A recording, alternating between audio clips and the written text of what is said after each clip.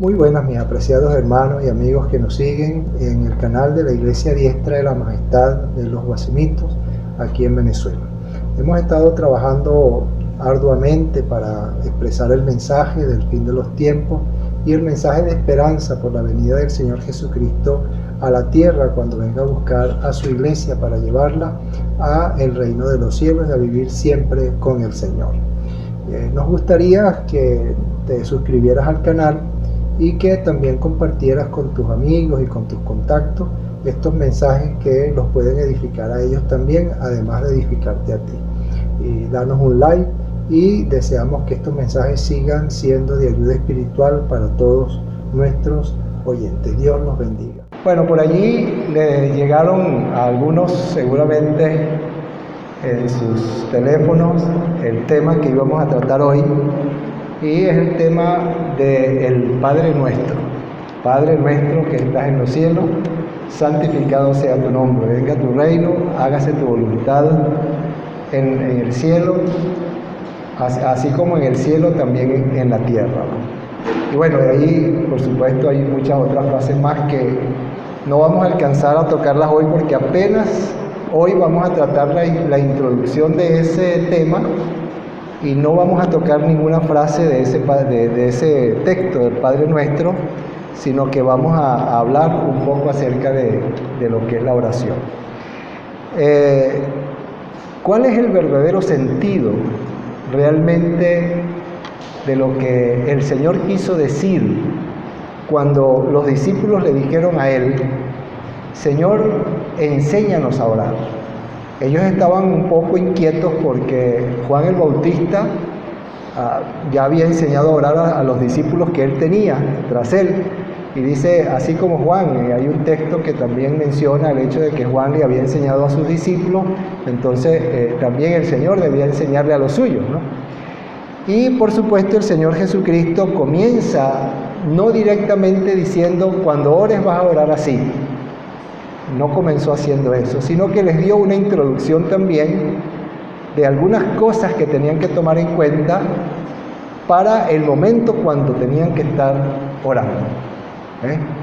Entonces, vamos a estar ubicados en el capítulo 6 de Mateo, que es uno de los textos que contiene esa oración modelo que el Señor Jesucristo dejó allí a criterio de todos nosotros, para que nosotros pudiéramos basarnos en ella para poder orar. Ahora, también hay otro texto que está en Lucas, que también lo vamos a tocar un poco, que es el mismo texto, el texto paralelo de Mateo capítulo 6. Entonces, por muchos años, realmente por muchos años, la oración que está en el Padre Nuestro o el Padre Nuestro como texto bíblico ha sido tomado literalmente para convertirlo en una oración modelo del cristianismo. Cuando hablo cristianismo, estoy hablando del cristianismo absoluto, ¿no? De todo lo que son las religiones que creen en Cristo, por lo menos las que mencionan a Cristo en su religión, y las que tienen que ver más que todo con el hecho del Evangelio que parte de la muerte de Cristo en la cruz. ¿Okay? Entonces, esa oración ha sido tomada como un modelo para todo el cristianismo. Ahora vamos a dividir, vamos a ver cómo lo toman los diferentes tipos de cristianos a esa oración. Para el cristianismo romano, por ejemplo, esa es una oración que necesita ser aprendida, para empezar por ahí, memorizada, tiene que ser memorizada para ser repetida en forma de oración o en forma de rezos, también se le puede decir, y que debe ser repetida varias veces con el fin de llamar la atención de Dios hacia algún asunto de la vida o hacia algún asunto del reino de Dios. Y se llama la atención de Dios para cualquier asunto que uno quiera pedirle. Pero entonces sencillamente se repite la oración completa. No hay una división de elementos que pueda tener esa oración, sino que vamos a hacer una reunión por tal cosa. Y la reunión es la que tiene el nombre de la necesidad. y la oración que se hace es la oración del Padre Nuestro repetida varias veces en nombre de esa necesidad. Bueno, para la mayoría de los cristianos evangélicos, que es la otra parte del cristianismo, las dos grandes partes del cristianismo que puedan existir, aunque existen otras más, son las dos grandes partes que existen en el mundo entero. Para la mayoría de los evangélicos es una oración modelo, de la cual se necesitan extraer algunos elementos que están allí para hacer una nueva oración que se desea expresar a Dios, motivado por las circunstancias que rodean a la persona que pide en ese momento o a la persona que ora en ese momento. Entonces se hace una oración nueva de acuerdo a las circunstancias, pero tomando los elementos que encierran la oración del Padre Nuestro descrita en Mateo capítulo 6 o en Lucas capítulo 11. Esos que están allí, en estos elementos que están allí, ellos lo toman en cuenta, hacen su oración y vamos a decir en términos actuales, la actualiza para hacerle una petición a Dios.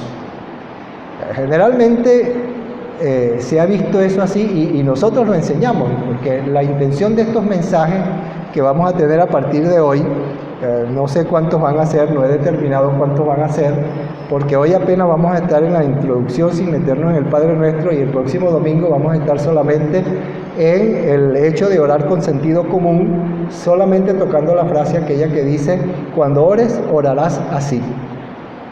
Y vamos a tomar algunas cositas de allí, pero no es mucho lo que vamos a avanzar tampoco el próximo domingo que nos volvamos a conseguir. Entonces, pero creo que vale la pena que podamos estar pendientes de lo que es el sentido real, de lo que el Señor quiso decir con esa expresión, con ese modelo de oración que se nos dejó allí en la palabra de Dios y que cada persona puede tomar en cuenta. Así que la intención de estos mensajes no es ni atacar alguna de las dos posiciones, ni defenderlas a capa y espada.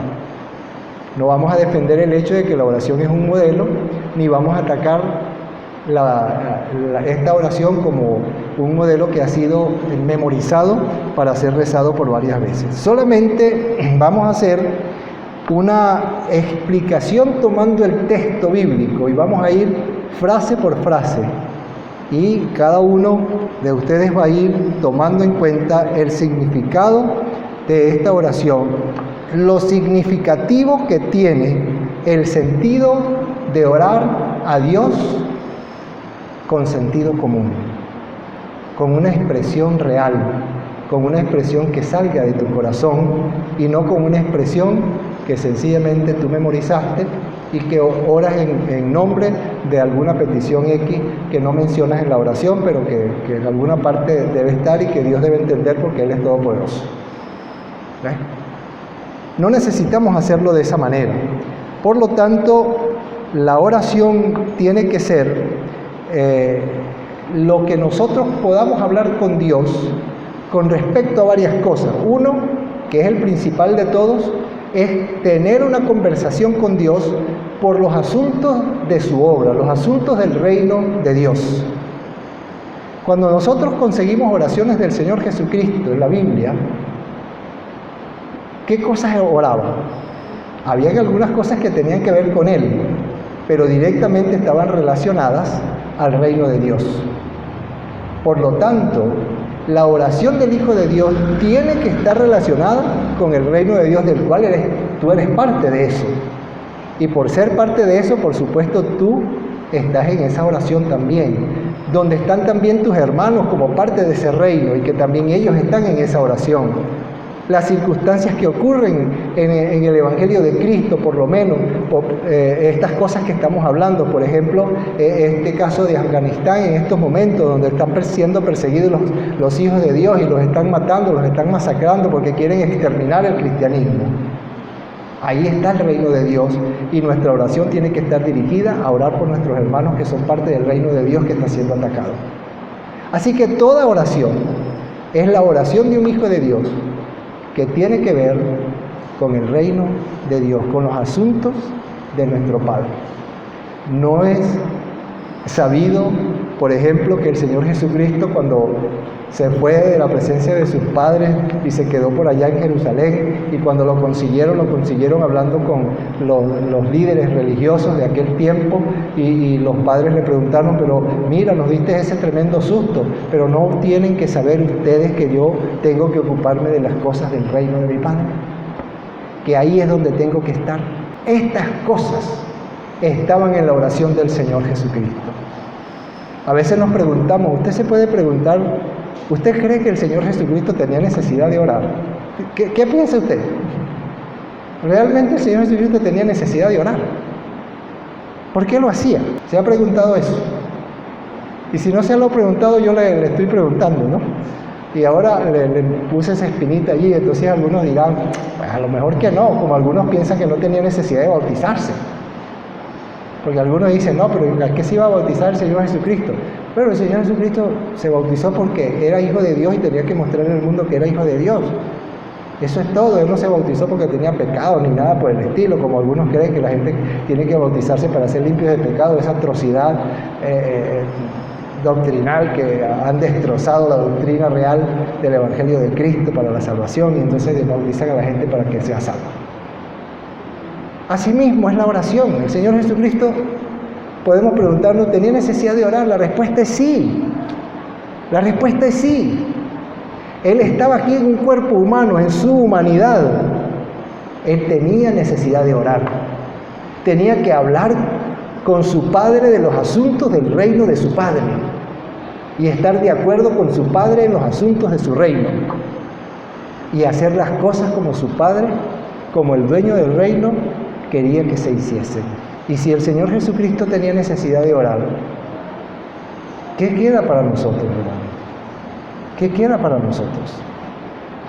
Así que de ahí partimos con el primer punto, que lo he descrito de la siguiente manera: la ineludible necesidad de orar siempre. Hermano, es ineludible para un hijo de Dios orar. Yo puedo preguntar ahora si alguno de ustedes no ora, si alguno de los que se considera hijo de Dios cree que no hay necesidad de orar, o que si ora cada 15 días está bien, o si ora cada semana está bien, una vez a la semana que yo hable con el Señor no queda mal, ¿no? Ahí está. Mire una cosa, ¿no? ¿Dónde vive el Señor? ¿Dónde vive el Señor ahora? En el Hijo de Dios. Vamos a ver, no vive dentro de su corazón. Puede ser que yo, o cualquier persona, yo no, porque ya mi padre ha muerto, pero cualquier persona que tenga a su padre y viva separado de su padre en otra casa, bueno, ok, puede ser que no hable con él todos los días. Pero si usted vive con su padre en la misma casa, yo creo que es ineludible que usted por lo menos no le pida la bendición cuando amanece.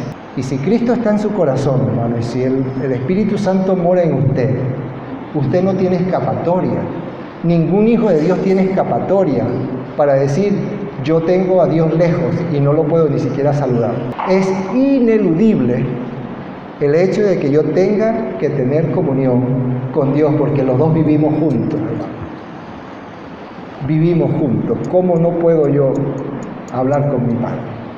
Entonces vivimos juntos ahí, a veces, entonces el cristiano vive junto ahí, parece que mira a Dios así de reojo, porque no le pide permiso ni para nada. Y si tiene un problema, trata de solucionarlo por su cuenta y ya va, si yo te necesito, te pido opinión. Algo así como eso, ¿no? Es ineludible. Entonces la primera frase del texto, hermanos, enseña que el Señor asume, en la forma como se describen los hechos, Él asume que todos los hijos de Dios sienten la necesidad de mantener comunión con Él en oración y que tienen un tiempo establecido en su agenda diaria para orar. ¿Cuál es la frase que les dice a ustedes eso? Vamos a leer ahí en Mateo capítulo 6, vamos a ver el versículo 5. Miren, la primera frase de todas, esa es. Y dice, y cuando ores, no sea, bueno, ahí empieza otro tema, que lo vamos a tratar después. Y cuando ores, o sea, cuando tú tengas establecido orar en tu vida, tú vas a hacer esto y esto y esto otro, vas a seguir estas direcciones, estas cosas que te voy a decir, estas recomendaciones que te voy a decir que sigas cuando ores. O sea, tú tienes establecido en tu vida un tiempo para orar. ¿Cuándo oras tú? A ver, algunos me han dicho, bueno, yo trato de no regañar a la gente tanto como a veces acostumbro, pero a veces me dicen, bueno, hermano, yo oro cuando tengo tiempo. Cuando tengo tiempo yo oro. Pero yo no dejo de orar, pero cuando tengo tiempo. ¿Y cada cuánto tiempo tienes tu tiempo más o menos para orar? Bueno, yo tengo mucho trabajo, a veces me queda tiempo por ahí los domingos en la tarde. Eso quiere decir que puede ser que ore una vez a la semana. Puede ser. Que diciendo que vive con su Padre en el mismo cuerpo, vive con su Dios en el mismo cuerpo y no se habla. Eso es increíble, ¿no? Es increíble. Porque eso es ineludible, es una acción que el creyente tiene que hacer. Así que el Señor asume que es necesario orar. Y cuando ores, en Lucas capítulo 11 también está eso, ¿no? Si buscamos allí el capítulo 11 de Lucas, a ver si no anoté mal el versículo, porque estoy viendo aquí una sospecha. Vamos a ver si es 11:2. Ah, sí, está bien. Ajá. Y les dijo, en el versículo 2 del capítulo 11, cuando oréis, decid.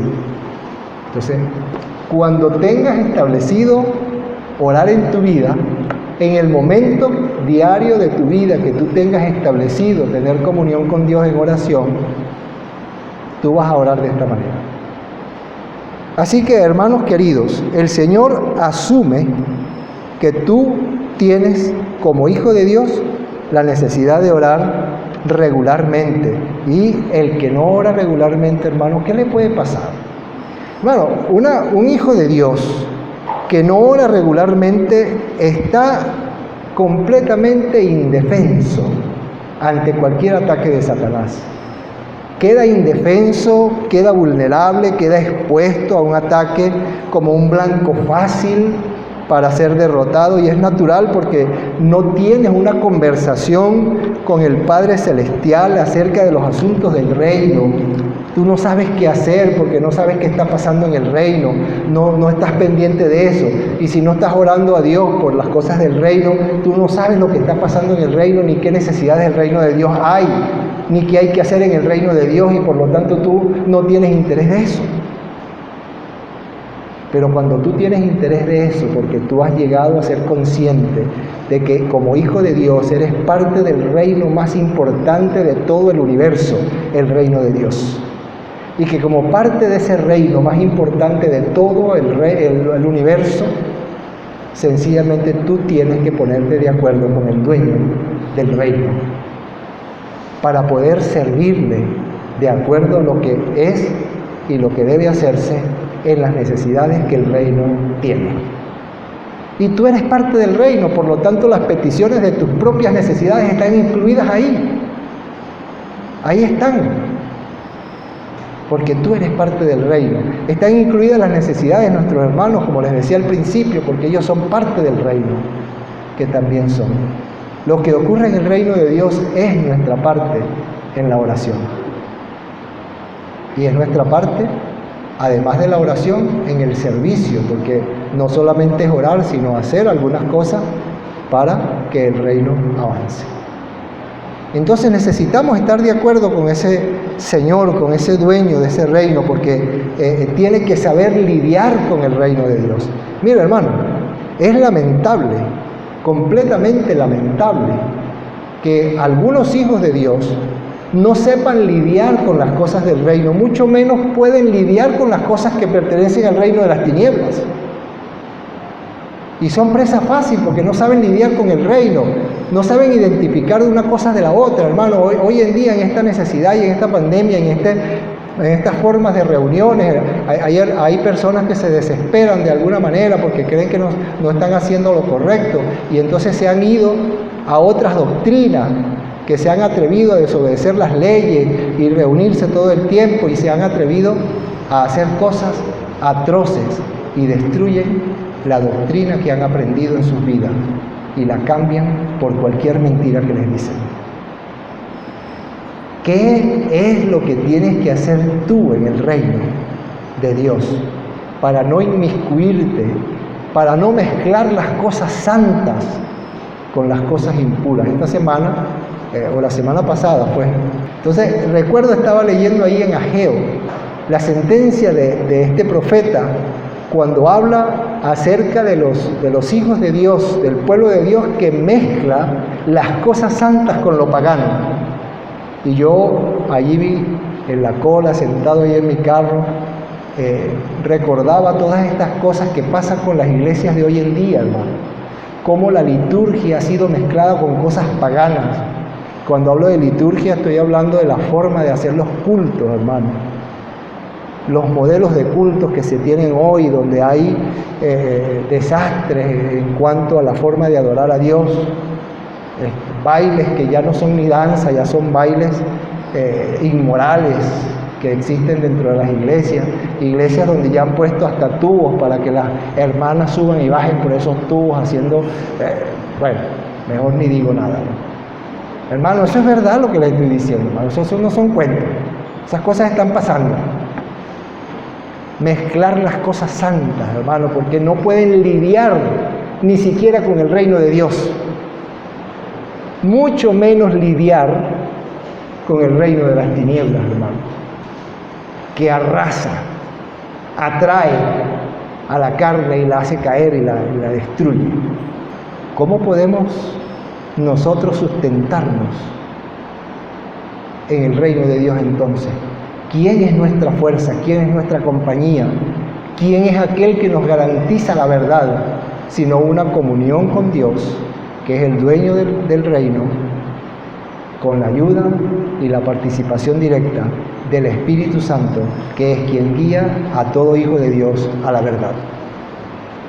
Así que tienes que estar consciente de que tienes que tener un tiempo de oración para hablar con Dios acerca de las cosas del reino.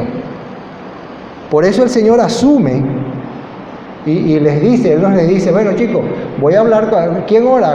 Él no preguntó nada de eso. ¿Quién ora aquí? ¿Quién ora aquí todas las mañanas o el mediodía o en la tarde? ¿Quién? Él no preguntó nada de eso, sino cuando tengas tu tiempo de oración, ora de esta manera. Porque Él asume directamente que todos sus hijos creen en la necesidad de mantener una comunión con Dios en un tiempo diario de su vida. Él lo asume así, de esa manera.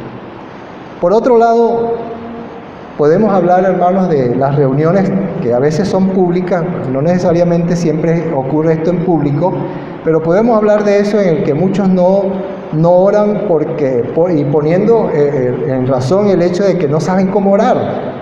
Dicen, ay hermano, pero es que yo no sé orar, y yo no sé cómo orar. Pero eso se lo podemos aceptar a los hermanos que están empezando la vida cristiana, los más nuevos. Que vamos a decir que están aprendiendo qué es eso de la oración y que la oración no es una cosa que hay que hacerla públicamente para hacer una cosa bonita para que Dios la oiga, ¿no? La oración no es eso. Entonces se lo podemos aceptar a los nuevos mientras entienden que la oración es otra cosa, ¿no? Pero después que entiendan, y un viejo en el Evangelio no puede estar con eso. ¿Ves? Que diga que yo no sé orar porque es mejor que ore el pastor que sabe qué decir. No es así. Sencillamente, bueno, los nuevos van aprendiendo que la oración es otra cosa, los hermanos que están llegando a la fe, y ellos pronto aprenden que la oración es otra cosa, que es una conversación con Dios así como converso con cualquier otro. Lo que tú tengas que decirle a Dios, eso es lo que hay que decirle. No hay que decirle otra cosa.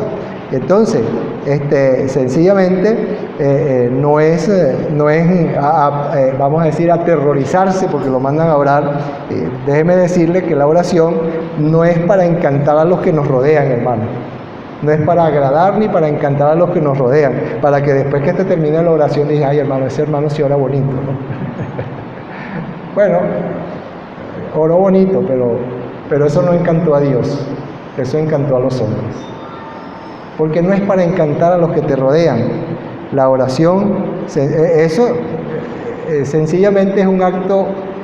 Nosotros estábamos hablando el domingo pasado en el culto que hicimos en la casa de eso precisamente. Jeffer le correspondía enseñar porque nosotros nos turnamos en la enseñanza de esos domingos que estamos en la casa. Y él estaba hablando de eso, ¿no?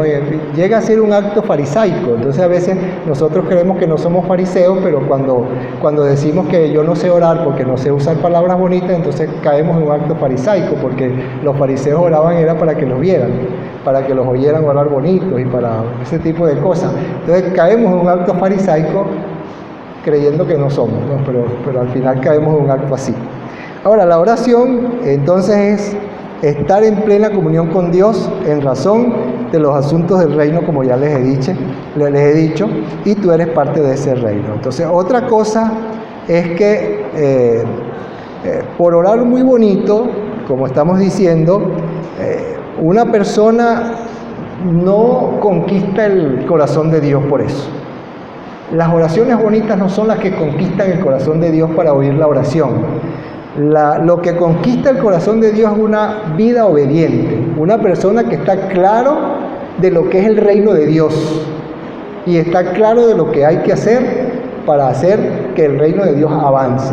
Por lo tanto, ese cristiano, ese hijo de Dios que está consciente de eso, le obedece, teme a su nombre, ora con respecto al reino de Dios para que suceda lo que tiene que suceder, para que el reino crezca y se siga estableciendo.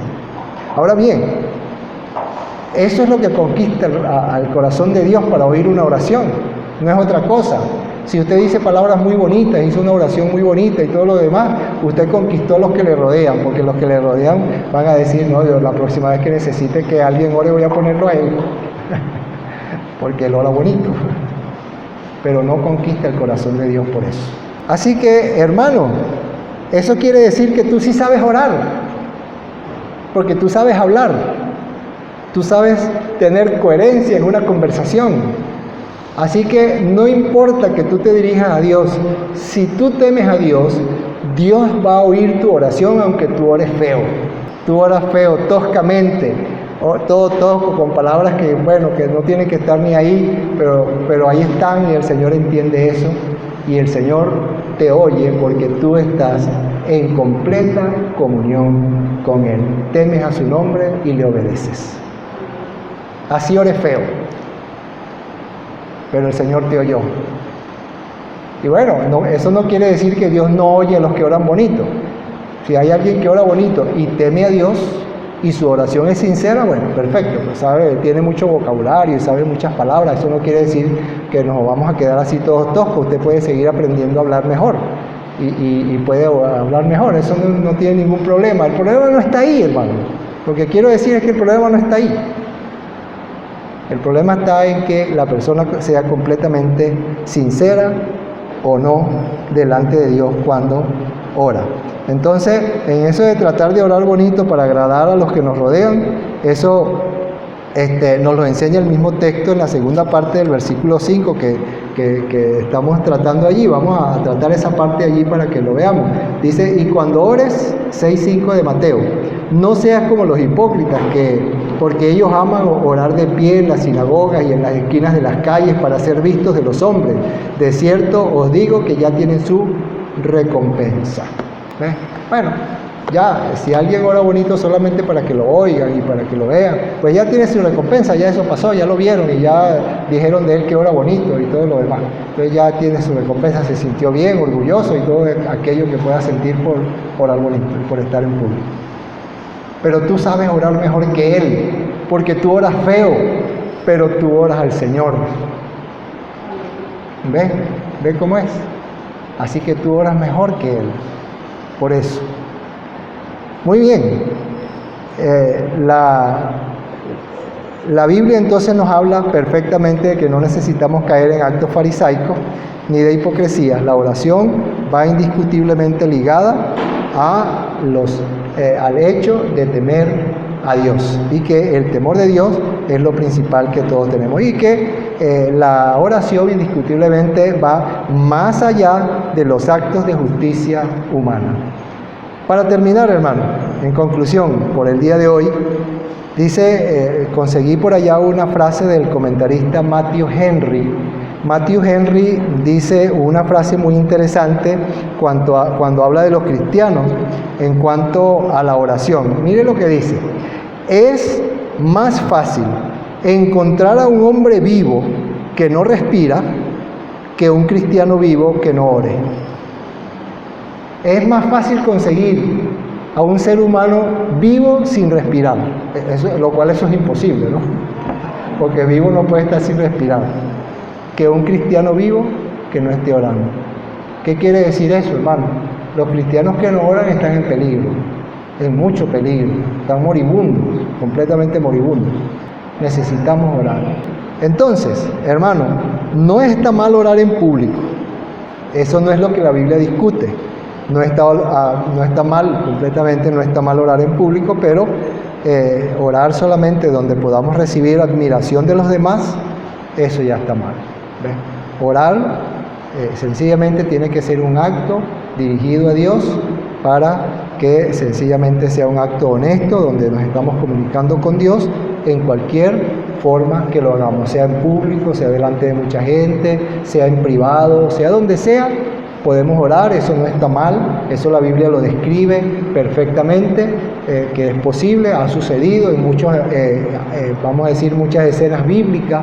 Nosotros vemos ese acto de oración donde había mucha gente orando, y eso no está mal, eso está perfectamente bien, solo que tiene que ser una oración completamente sincera a Dios.